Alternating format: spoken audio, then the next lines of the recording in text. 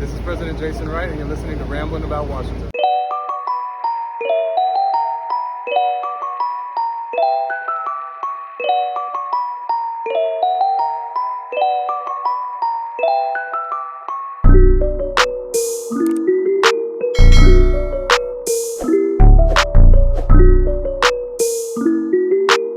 What's going on, Washington Football Nation? Today, I got coming on the show my guy, Michael Haas, who always breaks down the nuances and details of the quarterback position on the timeline, as well as anybody I know. Welcome to the show, boss. Thank you, County. Thank you for having me. It's been a while, man. I've been waiting for a while to come up on your show. Hey, man, it's about that time. If we 5 weeks into the season, but it's already that time to start talking quarterbacks, man. I hate to say it, but it is that time already, and we got something that we got our eyes on. But before we even get to them, like, do you have like a background in coaching? What's your background, or do you just obsess about the position like the rest of us? I think that I played strong safety. I played linebacker. I always wanted to play receiver, but that wasn't my thing. I didn't have the hands for that. But I coaching, no, I want to get into it. I actually want to get my try to be a part of the defense for my son's team. He's a defensive end and he's playing linebacker. He's a monster, man. Like he's a monster. Make sure he knows how to use his hands and he has a pass rush plan, because we lack those on our team right now. So make sure he knows how to one or two ways to get to the quarterback, man. I tell him all the time. I said, hey, understand, if you do this, because he has long arms, I said, use your arms, man.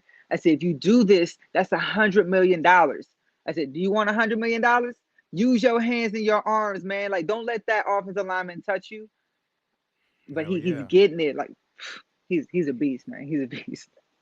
That's beautiful, man. That's beautiful. But before we get to these prospects, we're going to get into, just to lay out the series, we're going to start a series talking about prospects of who's going to be the quarterback of the future here in Washington. So we're going to talk about my man Michael's top 10 prospects coming out of college, maybe some trade options and some free agent options, which is definitely not something I really want to. That's not the route I want us to go. I don't want us to end up with Mitch Trubisky or some shit quarterback in the squad next year. That would not. I would not be a fan of activity like that. But before we get to that, the quarterback on the roster at the time being Taylor Heinicke. About Heinicke, why is Heinicke limited, and why is he not the long-term solution here? So Heinicke is a great story. Like it is. Like even the Old Dominion, everything about it's a great story. He's a baller. Like he is great when the lights come on. Like he just knows how to kind of make things happen. But unfortunately, he doesn't have NFL talent. And when I say that, I mean he doesn't have an NFL arm. Like the arm strength is, he has, think about Alex Smith after the surgeries, one leg, he has that type of arm strength. And that's talking about like everything. I told somebody he has that neck fusion Peyton Manning final season arm. That's the type of arm Heinicke. That's what it is. So the thing about it, when you have a weaker arm, you have to be able to process. So when you have a weaker arm, you have to be able to process at a high level, and your timing has to be impeccable. I mean, because your arm's not going to be strong enough to throw it into these tight spots, right? That means you have to throw it before the break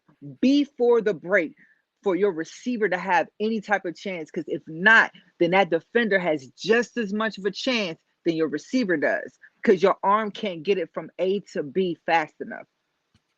Facts. And that was the case on Sunday a lot. It made it look like Marshawn Lattimore was putting a seatbelt on Terry, but the fact is, when you have a weak arm, you don't have the luck of throwing the ball late. And as fun as Heinicke can be, you got to have a live, you don't have to have a live arm, but if you don't, you got to be the smartest quarterback on the field. Brady and Breeze have not had ever the top 3 to 5 arms in the league, but they're so smart and they're so cognizant of what the defense is doing. The ball's always there on time. Yeah, not late. At all. Like when you have to be able to read, process, and like let that ball rip at a point where your processing is so fast that it's faster than the fastest wide receiver and the fastest DB.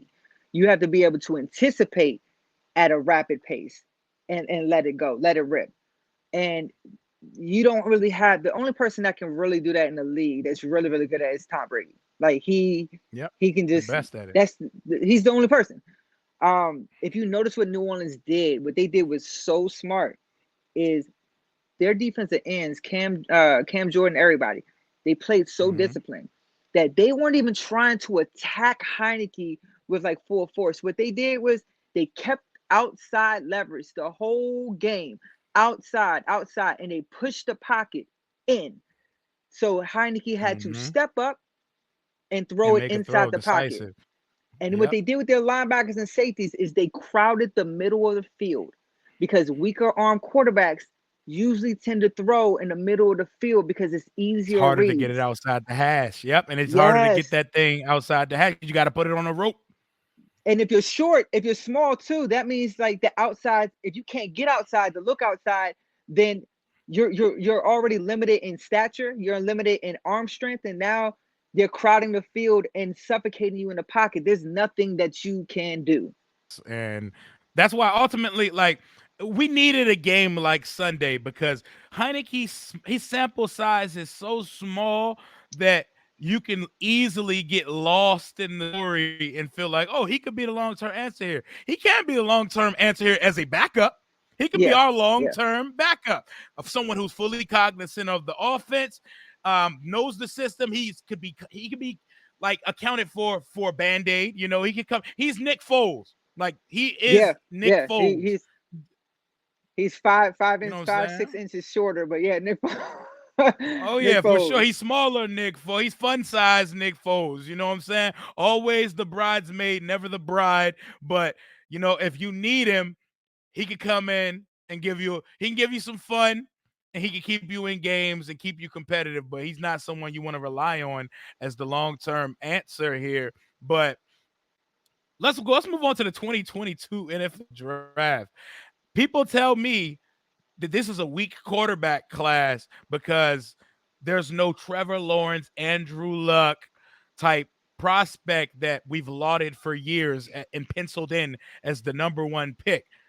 What do you say to that? I say that it's ridiculous, because a lot of times when you have prospects like that, it makes you oblivious to everything else that's wrong with that prospect. Like, there's a reason why Trevor Lawrence is struggling right now and has more interceptions than touchdowns. There's a reason why Zach Wilson is struggling right now. And it's not just because of the situation. I mean, the NFL game is for real. Like, that speed and the difference between a catch and an interception is so small in the NFL. This average separation is about like 1.5 yards. Even Tyreek Hill has about 1.84 yards of separation. And college, they average like 5 yards of separation. It's not like that in the pros. It's a game of inches, and you have to have, boy, don't get out my face. You have to have either an X factor, a mobile X factor, or you have to have a brilliant mind. And I'm talking about a mind that can process faster than people that's been doing it in the league for 10 years. Or you have to have an arm that can cut the air. Yep. Howitzer. Yeah, you gotta have one of those special Josh Allen or Mahomes arm. I'm watching on Sunday night. It's depressing, really, to just sit and watch these quarterbacks sling it around like that, and just knowing we've never had that here. We've never had that here in Washington, and I need to get my hands on that. So your #1 prospect in this upcoming draft class is this guy right here. Looking, trying to spin back, slung, still on his feet, now steps up, looking for receiver, and he's got it. Does that every game. He does that every game. Malik Willis out of Liberty. Tell us about him. Let me hear his profile, background. Tell me what you like about the guy. Georgia boy. Matter of fact, I just found out from Rico Street Scores Rico. He Okay, told me Street that he went Scores, to the yeah. same. He went to the same high school as Cam Newton and all them. Oh, But like, wow. Did not know I that. didn't know it was the same high school. But I was like, oh, okay. But Georgia boy, he got it. He got onto Auburn, right? But the problem that he had with Auburn is the same thing that Cam had in Florida. It's the same thing that Joe Burrow had in Ohio State. It's the same thing that what's his name? Justin Fields had in Georgia. They already had somebody that they wanted that for that position. Didn't matter how talented they were. Bo Nix was a 5-star recruit, #1 dual threat quarterback. And guess what else? His dad was a quarterback for Auburn. Malik Willis didn't have a fair fight. He wasn't a 5-star recruit. He didn't come from a prestigious high school. His dad didn't play for Auburn. But what he did was he knew, just like Justin Fields knew that he was better than Jake Fromm. Just like Joe Burrow knew he was better than Dwayne Haskins. Just Man, like they Cam should have Newton, been able to see that. yeah, I know, right? But like just like Cam Newton knew that he was physically better than Tim Tebow, right? Malik Willis, he left. And people can say, oh, it's at Liberty. Let me tell you something about Middle Tennessee, who they just faced, who he threw 3 picks in. Middle Tennessee is #2 in all of college football, #2 in takeaways. Above Georgia, above Florida, above everybody you can think of. They are #2 in takeaways. That's Middle Tennessee. Yeah, they get after it. They gets going. Matter of fact, they faced 2 top 10 defenses this year already. Okay. And that's Liberty. Like they don't have the level of competition the way the SEC, all that does. But we can't forget that he was an SEC recruit. He did go to the SEC. So it's not like he just walk on and this is who he is. Nah, man, he's very, very talented. What he's so good at is the innate ability in the pocket. And I'm not just talking about your legs, his legs. It's his feeling about his environment. He feels it crashing in, but he also trusts it when it's there. Like he'll step up even though he's getting hit. Like he has big balls, big kahunas. Oh yeah. And then, I love it. And then once he's out of the pocket is when it's a game changer, because people are so scared. They're so scared of him as a runner that once he gets close to that line of scrimmage, it makes defenders come up. And once that defenders come up, his receivers, which aren't pro receivers, they get it. Like they get it, and they communicate constantly. Like even without saying a word, it's that nonverbal communication. It's like, hey, you see where I'm at on this field, right? I need you to be there. He guides them. He's so smart. He's so intelligent on the football field that it's almost like he reminds me of Kyler Murray if Kyler Murray was 3 inches taller and 20 pounds heavier. He's that smart. Because he has because he has that. He's electric and he's exciting, but he doesn't need to run. But the threat of it works for him every single time. Also, when he does get out there, who wants to tackle? He's a truck. He's a tank. He's like a 225, 230 pound tank when he's running. He's a locomotive when he comes down the field, and he's decisive. He doesn't do a bunch of dancing when he takes it in front of the line of scrimmage. He gets to a point and he hits holes hard, and his arm is absolutely lights out, top of the league, Howitzer type shit. Yeah, it's beautiful. And anybody who has not seen Malik Willis play, you got to watch this guy. His deep ball is beautiful, but it's not just the deep balls, the intermediate passes. It's the outside the hashes numbers passes. Like, what were you going to get into? Check him out when he does like screens, even when he does screen passes or just like quick hitches. The ball gets there so fast. There was one play last week, and it was against Middle Tennessee, that I thought that I said, man, that could have been a pick at the screen, a wide receiver screen, right?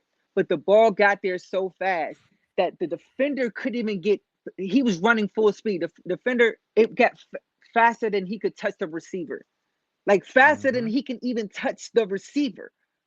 Yeah, it's absurd. Got there so fast. It was faster than the ball got there so fast. It was faster than he could touch the actual receiver. Can imagine a cornerback playing. He's playing right. My hands are right here. So he's playing in a wide receiver screen. So he's a little bit far back. He's about like 3 to 5 yards back, right? Once you see that screen, you're moving forward, right? You're going, you're all in because you see that wide receiver screen. So he's all in, sprints forward. That ball gets there. And I'm talking about from the far hash, it gets there before he can even touch the receiver. He goes straight past the receiver. And like I said, Middle Tennessee, they had the number 2 defense in takeaways in the whole country. And so you've told me how he processes, and we've seen what his physical abilities are like, which are to the roof. Yeah. What is his personality like? This is what I like even more is I'm one of those people that, like, besides reading the film, besides like breaking down, I'm a snap by snap person. So I'll go through still frames while I'm recording. Like, I'll like snapshot a still frame so I can see their feet, see their eyes, body language, all that body stuff. language and all that, right? So I do that. But what I like about Malik Willis even more is him and his pressers. If you haven't had the privilege to watch him and his pressers, it's something, because he's so self-aware that he knows on his mistakes. Like the Middle Tennessee, where it threw 3 interceptions, right? He said, yeah. He's like, I probably shouldn't have let that one go. He said, hey, and then there was one where there was a great play, and he said, man, I probably could have threw it better, but that defender was so good. I haven't seen somebody just that tenacious to the ball. He was giving props to the defense. Then self-awareness is key. And then he's like this. In the same conversation, he's talking and said how good God is, how he's always glorifying God. He's always talking about like the opportunities that he has because he knows where he's been. He knows what it's like to feel, to know that you're better than your position. All right. So lastly, though, before we close out on Malik Willis, could he go number 1 in next year's draft out of Liberty? He could. There's a big showdown on November 6th. It's called Liberty versus Ole Miss. Yes, sir. That's a big showdown. I'll be tuned into that with my popcorn and everything, because the next guy we're going to talk. Hell yeah, I might go live stream, all that good stuff, so we can watch it as a family, because we should have our eyes glued to that one. What are the chances he's the first pick? It's still a very slim chance, because unless somebody trades up. I mean, Jacksonville's pretty bad, and then you think about like the Jets right now are pretty bad, and then everything that's going down in Miami, they look like they are crumbling. They have too many hands in the cookie jar right now. They're too talented to be as bad as they are. That's a sad truth. Way too talented. And we're too talented defensively to be as bad as we are. So it kind of all goes hand in hand. Exactly. But the first pick overall, so let's alter it. Let's alter it to the first QB needy team. Will Malik Willis be the first quarterback off the board next year? I think he definitely can. I think he has the edge, 100%. I mean, because the thing about Matt Corral has a tough road ahead of him. He has a very hard schedule, but he's been up to the task. One thing the one thing that I did not like, and this is not on Matt Corral, this is on Lane Kiffin, is I felt like he played and he called the game versus Alabama not to win, but to not allow Corral to make mistakes. Does that make sense? Like basically, like he didn't give him the full keys or autonomy to make the decisions. Yep, he did it, and it made me so upset because I think he cares so much about Corral, but holding him in that moment was not the right answer. Because look what he did to Arkansas. What he just did to Arkansas was absolutely incredible. Matt Corral, Mm-hmm. would he run in for 3 and toss it for 3 or something like that, or running for 2, Yep, and toss it this for is 2? and that's a year after throwing 6 interceptions versus this team. And Yeah, I'm gonna go to intro, and we're talking number 2 on my guy Mike's list. Matt Corral, 6 foot, 200-pound quarterback with all the moxie in the world out of Ole yeah, Miss. But unlike Heinicke, he has talent to equivocate the moxie. And yeah. this dude is absolutely electric. Let's talk about Matt Corral out of Ole Miss. Corral to the near side and in stride, quarterback to. So Matt Corral, he's very interesting to me because he's a very volatile person as a prospect, as a very volatile prospect, where it's like sometimes you're like, oh, you gonna give me the keys, Lane? You gonna give me the keys? I got the keys. Watch me go. And they're like, hey, don't do that, Matt. Don't do that, Matt. He trusts his arm so much, right? And it hasn't turned out bad for him this year, but that's what kind of hurt him in the past. Mm-hmm. And I like him. I like him as a runner as well. Definitely not as gifted as Malik. That's a given. But one thing that he has an issue with, the same thing Trey Lance did, is you can't big body everybody. You're not, like, I'm like, hey, Matt, Yeah, you're not in the 205 NFL. pounds. Yeah, like he's 205 Mm-hmm. pounds. He'll be the lightest quarterback drafted in the first round since Kyler Murray. And Kyler Murray is 5 inches shorter. Something like it's like, bro, you're not going to be able to do that in the NFL and stay healthy. So you have to learn how to get down. You love the drive. You love seeing him go for love it, it. but you love it. But it's like, He's a badass, man. yeah, he that's what I'm saying. It's like if you're a player on Ole Miss, you're like, that's my guy, bro. You'd But ride for him. You'd ride for him. You'd you fight ride for him. for him. Like, I even like the story of why he transferred to Long Beach Poly out of high school. This man fought Wayne Gretzky's son in high school and transferred because he said his other school was a bunch of rich kids who's never gonna have to work for anything. He went to Long Beach Poly with some real ballers, and I love it. I love the edge. I love how he plays. His arm isn't the strongest, but he definitely has a good arm on him. He will try to run over a nose tackle. That's how much balls he plays with. He's exciting as hell. And even though they lost to Alabama, like, he did still flash. And I do like the fact that last year he had an interception problem. He hasn't even thrown a pick yet this year. But what happened last year is probably why Kiffin doesn't want to give him the keys too much. He's like, what's happening right now is working. If I give you full autonomy of the offense, are you just going to run amok and start throwing picks again? And that's what I was questioning about the Alabama game. I said, Lane, man, you got take him off the leash a little bit. And I get it, you're winning games, but I mean, Matt Corral is a prospect. It's a phenomenal prospect, like, because he does have a strong arm. It's not a cannon. He has a strong arm. He has the ability to layer his throws as well. Malik has the same thing where you can layer your throws, where Malik's learning how to be a passer, right? Because he threw the ball. He just throws the ball. He's learning how to be a passer. Matt Corral is a natural passer. Like, he can layer that ball naturally. But I think that he will have his ups and downs in the pros, but he has that moxie and that mindset that he's going to keep driving and keep fighting. That's the mindset when I was talking about, like, Lamar has. I said, there's something special about a mentality where it's like, all right, you can't be broken. This. Yeah, I'm not going to be broken. That's what it is. It's like, I'm not going to let you break me. I'm not. And then when your team sees that, where it's like you're fighting you're giving everything you got, but everything that you have is already better than everyone around you, it elevates everyone else. That's the difference between Heinicke, is his level's not better than everyone around him. Like, his talent level is not. His effort can 100% inspire. But when you see somebody like Matt Corral, when you see somebody like Lamar Jackson, you see somebody like Malik Willis, and they go into that extra gear, that extra drive, you see that they're putting everything on the line. It's something special, man. It's really something special. Matt Corral is definitely going to have that as well. He's gonna have to have a good system with him.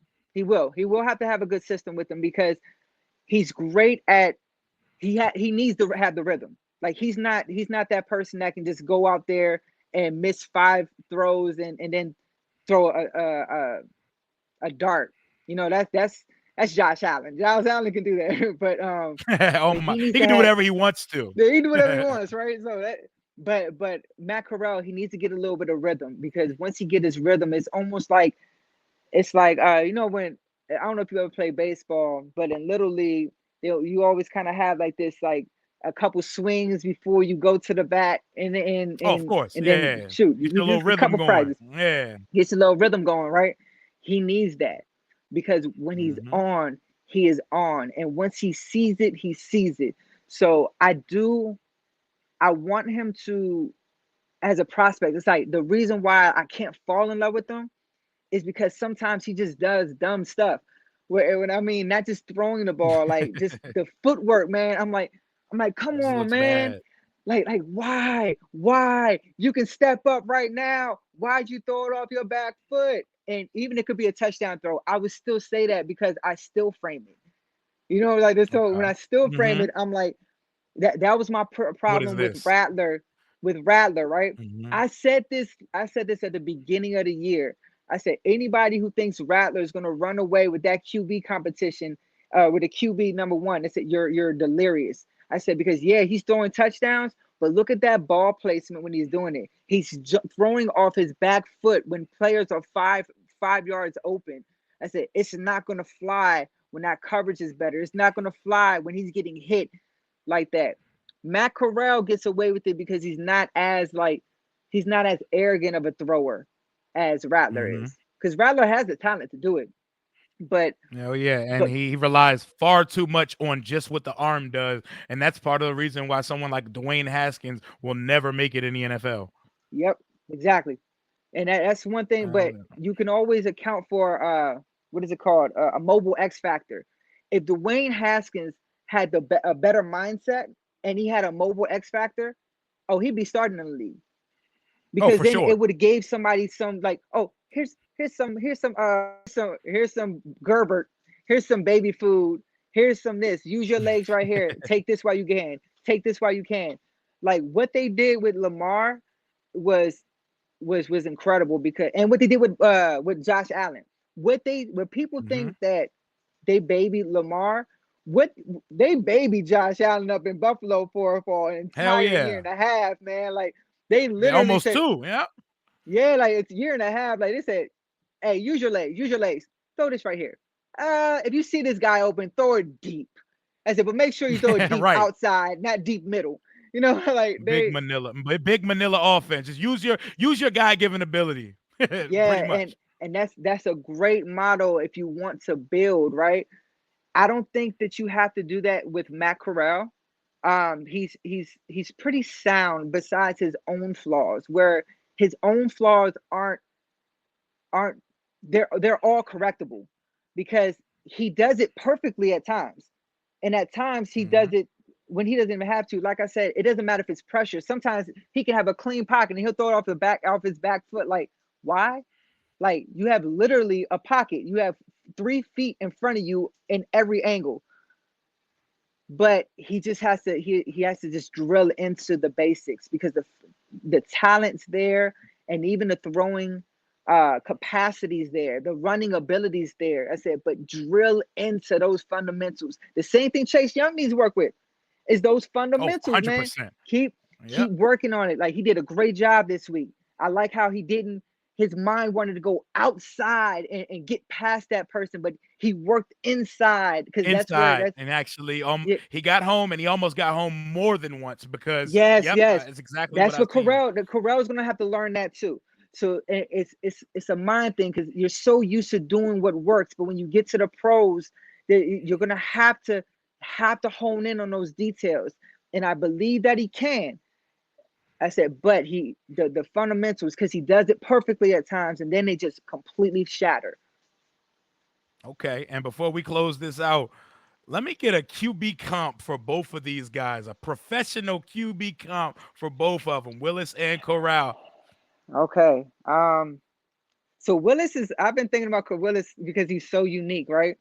At first, I looked at him like he's in between Michael Vick and Deshaun Watson. In between Michael Vick and Deshaun Watson, because the way Deshaun Watson can manipulate the pocket, not just talking about as a runner, the way he does, the way Russell Wilson does it, he's like that. But he's more of a thrower in the way that Kyler Murray is. So he's a better athlete than Watson, not quite Michael Vick, on the level of Kyler Murray, but not as polished. If that makes any sense at all. I see bigger Kyler Murray, and I see his poise and decision making on Watson. I like a Watson Murray hybrid is the perfect comp for Malik Willis. That is like that, because I wanted, because the running ability is so incredible that it makes me say Vic, but I think Kyler Murray and Deshaun Watson. That's where I get that feeling at. Okay, and who you got for Matt Corral? All right, this one's a little it's a little different because I see a couple different guys. I kind of get the Dak Prescott thing, like where you can get that Dak Prescott thing. And think about Mississippi State Dak Prescott. Dak Prescott, when he was at down there, he was a violent runner. Like, he wasn't gonna try to for sure. He was like that. I think about Dak Prescott, and I think that Matt Corral can develop like Dak Prescott developed, because when Dak Prescott came out, being a third, fourth round pick, they relied heavily on Zeke, and that offensive line was healthy. It was top of the league. I think that he doesn't need the top of the league, but I think that he can be a Dak Prescott. Okay. Like, for me, when I see him, to me, he looks like not as mobile. Well, he's mobile. He's very mobile, but I think he's not as mobile, but he can be exactly what Mariota was supposed to be in NFL. I think that is what he was supposed to be in Tennessee. That's what I see with Matt Corral. Like, the guy we thought he was out of Oregon, that looks like that could be his peak. And that's my comp for Corral. I think he's that's even better than I thought about. He's like he's like Mariota, but with a stronger arm. Yeah, stronger arm. He might be not quite as fast. Yeah, hell yeah. And he might be a more refined passer than Mariota was coming out. Even though Mariota he came out slinging it. Like, he was great when he came out. Mariota, my thing with Mariota is he can make the throws. He's just he's almost like Alex Smith, but an elite athlete. Like, it's like he's too quick to come off a check read, down and settle. To check down, not aggressive enough. Matt Corral is aggressive, so he's naturally aggressive. Lane Kiffin has to, hey, come here, Matt. Calm down, Matt. Relax. Stroke his head like this. Like, calm down, Matt, like that. Hell yeah, because innately he's just built different. But honestly, the way we look through 5 weeks, we are going to be in prime position to grab either of those guys. Yeah. But next time I have you on, we're going to go through your 3 through 5 prospects. And before we go, do you want to let people know who those guys are? Or you want to save it for the next one? I'm going to let them know who they are, because everybody who's followed me for a while know that I'm a Desmond Ridder truther. Like, I've been a Desmond Ridder fan for years now. Like, I am a Desmond Ridder truther. I would have taken him as a second-round pick last year had he came out. But this year, he will be a first-round pick. One thing he's proven, he's a winner. He has elite ability. Though he is very flawed, he struggles the same consistency issues that Corral does. He's 100% a franchise quarterback. I love him. Next, you got to go with who I have rated above Desmond Ridder. Before Desmond Ridder, I have Sam Howell. I'm excited about Desmond Ridder because that's my guy, right? Sam Howell, that's a quarterback. Like, he's a gunslinger with a gunslinger arm. Like, everything that Heinicke wants to do, he can do. He can do it naturally. He can do it naturally with his, he can naturally do it. And his arm is so good. And I'm not talking about otherworldly. I'm just talking about how good his arm is in general. And he has that mindset to attack deep. And that's a great fit for Washington if that's what they want to do is attack downfield, because he will go downfield. And then at number 5, I got to go with my man, Kenny Pickett, man. He's a late bloomer. He's a late bloomer.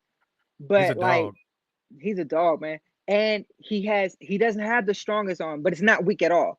He has a very Russell Wilson-like arm. Very Russell Wilson-like arm. Like he can really, he has really good touch. Ball. Very, very pretty. And he can move a lot better than what people think. Like he can escape that pocket, and his throwing on the run for someone who's not like a running type of guy is very, very good. He has a little moxie to him too, where it's kind of like you have to hone him in a little bit. But I think in the right system, not just in the right system, the right supporting cast around him, he can be. I hate saying this because he can be a lesser than Herbert, a little less than Herbert, because he doesn't have that type of like crazy arm that Herbert has, but he has that type of ability. If you get what I'm saying, like, you know how Herbert can just I get what you mean. But he's a little bit more of a risk taker, and he doesn't have as strong of an arm as Herbert. But the way that they definitely play, just worked my eyebrows up a little bit. That just got me excited, because if this is your 5th guy, we should be in range for someone that good. And that gets me very excited. I'm going to cut you off right there before you give him too much. No. Next episode of QB1 of the Future is coming to you sometime soon. My guy, Michael Haas, I appreciate you for coming on today, boss. All right, brother. It's been a pleasure. Sir. Hell yeah, man. Go ahead and plug what your social media is. We can get out of here. At Michael Haas, I want to say 1987, but I'm not sure. But if you search at Michael Haas, that's me, the bald guy. That's me. Yep, cutting up and chopping up quarterback play on the timeline, doing excellent threads. But yeah, until next time, hail to the nameless football team. Subscribe to the channel. Deuces. Deuce.